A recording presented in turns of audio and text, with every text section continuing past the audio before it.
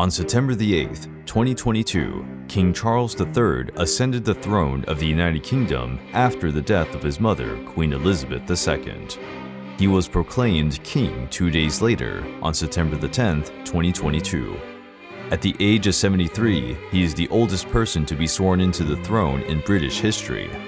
In April 2011, at the age of 62, Charles also became the oldest heir to the British crown.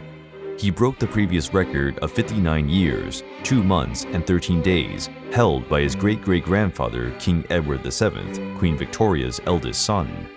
King Charles received the title at the age of 3 and, for more than 7 decades, juggled the duty, expectation, and scrutiny attributed to the role of Crown Prince. Charles was born on November 14, 1948. He was the first son of Queen Elizabeth and Philip, Duke of Edinburgh. His birth was reported on national radio. Prince Philip allegedly said that the newborn Charles looked like a plum pudding.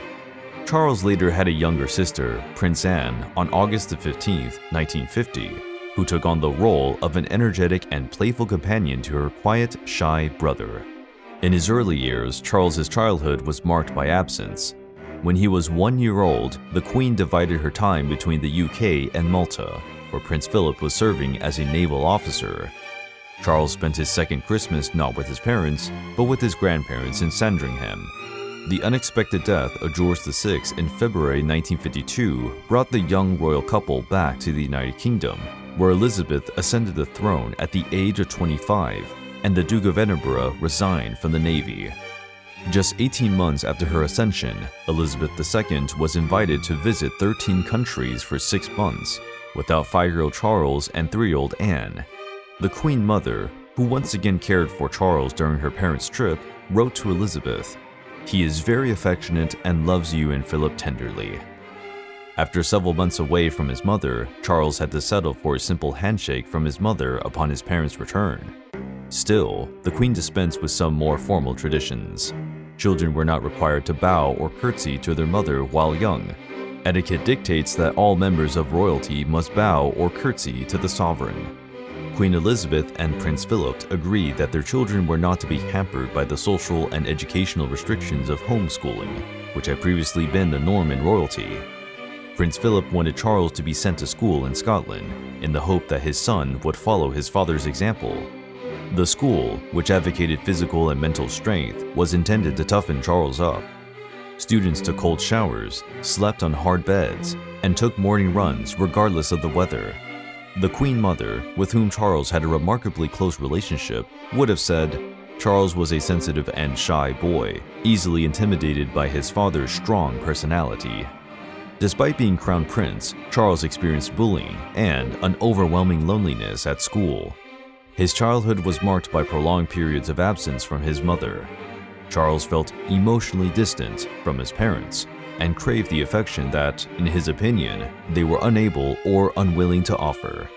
Charles's bonds of affection were much stronger than his nanny Mabel Anderson, and the Queen spent short periods with her son in the morning before his daily walk and before bedtime.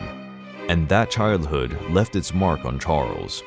Although he once dubbed his school a prison sentence, Charles said, "I think it taught me a lot about my abilities and shortcomings. It taught me to accept challenges and take initiative." After school in Scotland, Charles went to Cambridge in 1967, where he studied archaeology and anthropology, and was also a member of the university's amateur drama club.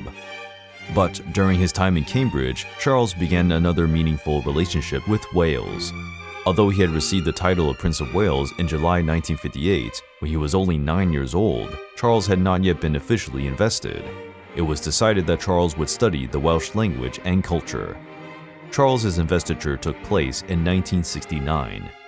The event attracted fierce criticism from some sectors, describing this action as a symbol of centuries of English occupation of Wales.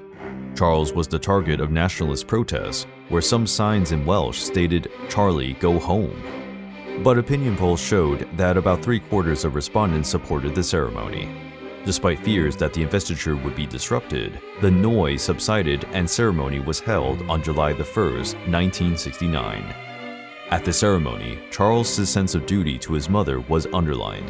He promised, I, Charles, Prince of Wales, do become your liege man of life and limb, and of earthly worship and faith and truth. I will bear unto thee to live and die against all manner of folks." The speech, which he delivered in English and Welsh, also honored his new connection to Wales. He spoke of his sense of pride and excitement, where he showed he was aware of Wales's long history and willingness to remain an individual entity, protecting its heritage. After the ceremony, Charles wrote in his diary the following about Wales: "I now have much to accomplish and look forward to helping Wales in a constructive way." On September the 9th, 2022, King Charles III awarded his eldest son William and wife Kate the title of Prince and Princess of Wales. After his time at Cambridge, Charles joined the British Air Force, receiving training as a jet pilot before beginning training to pursue a naval career, following in his father's footsteps. He qualified as a pilot before moving to the Royal Naval College. He later served on various ships and qualified as a helicopter pilot. He left active service with the rank of lieutenant. At the age of 20, Charles was known as a playboy. His great-uncle and close confidant, Lord Mountbatten, once advised him to sow his wild oats and have as many affairs as possible. He was associated with several society women, whom the press dubbed Charlie's Angels, including Davina Sheffield and Lady Sarah Spencer, Lady Diana's older sister. When the 29-year-old heir was first introduced to the very cheerful and fun-loving 60-year-old future Princess of Wales in November 1977, he was dating Sarah. But Charles's most lasting connection was with Camilla Parker Bowles. As they met in 1971, he felt an immediate attraction to the woman. Charles enjoyed seeing Camilla very much at ease in the countryside with horses and game, and pursued her with elaborately worded love letters, as well as late-night phone conversations. However, because of Camilla's history, i.e., her relationship with Andrew Parker Bowles, Charles was advised to leave her aside. A regular advisor to his great-nephew, Mountbatten was used to marital scandals. He advised Charles not to follow his heart, as his great-uncle Edward VII had done before. Charles was in the West Indies, fulfilling his career in the Navy, where he learned of Camilla's engagement to Andrew Parker Bowles. "I think this feeling of emptiness will eventually pass," he wrote to Mountbatten. In 1979, while Charles was fishing in Iceland, he received news that Lord Mountbatten had been murdered, an act for which the IRA took credit. Charles considered Mountbatten a pseudo-father figure, someone who gave him affection and support, compared to the belittling Duke of Edinburgh. Charles felt Mountbatten's death deeply, writing in his diary that life will never be the same again. He eulogized at Mountbatten's funeral at Westminster Abbey, describing his mentor as a constantly active brain who never had a moment's rest. In 2015, he said that at the time, it seemed like the foundations of everything we needed in life had been irreparably destroyed. Although Camilla was never far from Charles's life in later years, he dated quite a bit during the second decade of his life to meet the expectation of marrying a suitable woman. He was to become engaged before the age of 30, the deadline set by his father. Charles's grief over the loss of his great-uncle also played a significant role in his marriage. In 1980, Charles and 19-year-old Lady Diana Spencer met again at a party in Sussex. She reportedly spoke words of comfort, stating that the prince looked helpless and needed care during his uncle's funeral. After a few months of dating Diana, which included a weekend at Balmoral with the royal family, Charles, in his words, began to realize what was going on in my mind and hers.